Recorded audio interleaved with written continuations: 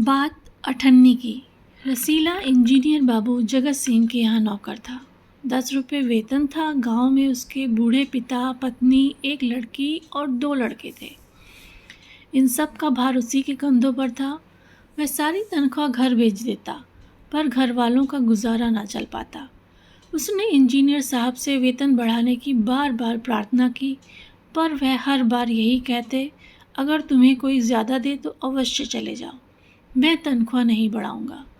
वह सोचता, यहाँ इतने सालों से हूँ, अमीर लोग नौकरों पर विश्वास नहीं करते, पर मुझ पर यहाँ कभी किसी ने संदेह नहीं किया। यहाँ से जाऊँ तो शायद कोई 11-12 दे दे, पर ऐसा आदर ना मिलेगा। ज़िला मजिस्ट्रेट शेख सलीमुद्दीन इंजीनियर बाबू के पड़ोस में रहते थे। उनके चौकीदार मियाँ रमज़ान और रसीला में बहुत मैत्री थी। दोनों घंटों साथ बैठते, बातें करते। शेख साहब फलों के शौकीन थे। रमज़ान रसीला को फल देता। इंजीनियर साहब को मिठाई का शौक़ था। रसीला रमज़ान को मिठाई देता। एक दिन रमज़ान ने रसीला को उदास देखकर कारण पूछा। पहले तो रसीला छिपाता रहा, फिर रमज़ान ने कहा, कोई बात नहीं है तो खाओ सौगंध। रसीला ने रमज़ान का हठ देखा तो आंखें भर आईं।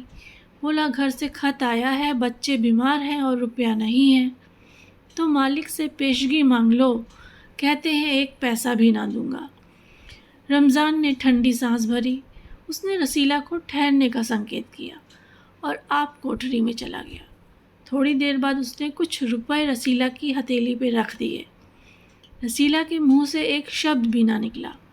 सोचने लगा, बाबू साहब की मैंने इतनी सेवा की, पर दुख में उन्होंने साथ ना दिया। रमज़ान को देखो, गरीब है, परंतु आदमी नहीं, देवता है। ईश्वर उसका भला करे। रसीला के बच्चे स्वस्थ हो गए। उसने रमज़ान का ऋण चुका दिया। केवल 8 आने बाकी रह गए। रमज़ान ने कभी भी पैसे ना मांगे, फिर भी रसीला उसके आगे आंख ना उठा पाता। एक दिन की बात है, बाबू जगत सिंह किसी से कमरे में बात कर रहे थे। रसीला ने सुना, इंजीनियर बाबू कह रहे हैं बस 500, इतनी सी रकम देकर आप मेरा अपमान कर रहे हैं। हुजूर मान जाइए, आप समझें कि आपने मेरा काम मुफ्त किया है। रसीला समझ गया कि भीतर रिश्वत ली जा रही है। सोचने लगा, रुपया कमाने का यह कितना आसान तरीका है। मैं सारा दिन मजदूरी करता हूँ, तब महीने भर बाद 10 रुपये हाथ आते हैं। वह बाहर आया और रमज़ान को सारी बात सुना दी। रमज़ान बोला, बस इतनी सी बात? हमारे शेख साहब तो उनके भी गुरु हैं। आज भी एक शिकार फंसा है, 1000 से कम तय ना होगा। भैया, गुनाह का फल मिलेगा या नहीं यह तो भगवान जाने, पर ऐसी ही कमाई से कोठियों में रहते हैं। और एक हम है कि परिश्रम करने पर भी हाथ में कुछ नहीं रहता। रसीला सोचता रहा, मेरे हाथ से सैकड़ों रुपए निकल गए, पर धर्म ना बिगड़ा। एक एक आना भी उड़ाता तो काफ़ी रकम जुड़ जाती। इतने में इंजीनियर साहब ने उसे आवाज़ लगाई, रसीला दौड़कर 5 रुपए की मिठाई ले आ। रसीला ने 4.5 रुपए की मिठाई खरीदी और रमज़ान को अठट्ठी लौटाकर समझा कि कर्ज उतर गया। बाबू जगत सिंह ने मिठाई देखी तो चौंक उठे, यह मिठाई 5 रुपए की है? हुजूर 5 की ही है। रसीला का रंग उड़ गया। बाबू जगत सिंह समझ गए। उन्होंने रसीला से फिर पूछा। रसीला ने फिर वही दोहराया। उन्होंने रसीला के मुंह पर एक तमाचा मारा और कहा, चल मेरे साथ जहाँ से लाया है। हुजूर झूठ कहूँ तो? रसीला ने अभी अपनी बात पूरी भी ना की थी कि इंजीनियर बाबू चिल्लाए, अभी सच और झूठ का पता चल जाएगा। अब सारी बात हलवाई के सामने ही कहना। अब कोई रास्ता ना बचा था। वह बोला, माई बाप गलती हो गई, इस बार माफ़ कर दे। इंजीनियर साहब की आंखों से आग बरसने लगी। उन्होंने निर्दयता से रसीला को खूब पीटा, फिर घसीटते हुए पुलिस थाने ले गए। सिपाही के हाथ में 5 का नोट रखते हुए बोले, मन वाले ना, लातों के भूत बातों से नहीं मानते। दूसरे दिन मुकदमा शेख सलीमुद्दीन की कचहरी में पेश हुआ।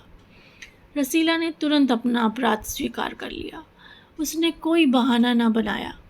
चाहता तो कह सकता था कि यह साजिश है, मैं नौकरी नहीं करना चाहता, इसीलिए हलवाई से मिलकर मुझे फंसा रहे हैं। पर एक और अपराध करने का साहस वह ना जुटा पाया। उसकी आंखें खुल गई थीं।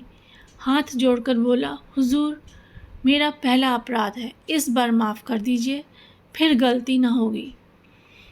शेख साहब न्यायप्रिय आदमी थे। उन्होंने रसीला को 6 महीने की सज़ा सुना दी और रुमाल से मुंह पोंछा।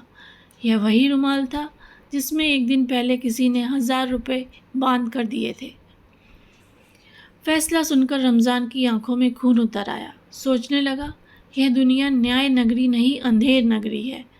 चोरी पकड़ी गई तो अपराध हो गया। असली अपराधी बड़ी बड़ी कोठियों में बैठकर दोनों हाथों से धन बटोर रहे हैं, उन्हें कोई नहीं पकड़ता। रमज़ान घर पहुंचा। एक दासी ने पूछा, रसीला का क्या हुआ? 6 महीने की कैद। अच्छा हुआ, वह इसी लायक था। रमज़ान ने गुस्से से कहा, यह इंसाफ नहीं, अंधेर है। सिर्फ एक अठन्नी की ही तो बात थी। रात के समय जब 1500 के चोर नरम गद्दों पे मीठी नींद ले रहे थे, अठन्नी का चोर जेल की तंग अंधेरी कोठरी में पछता रहा था।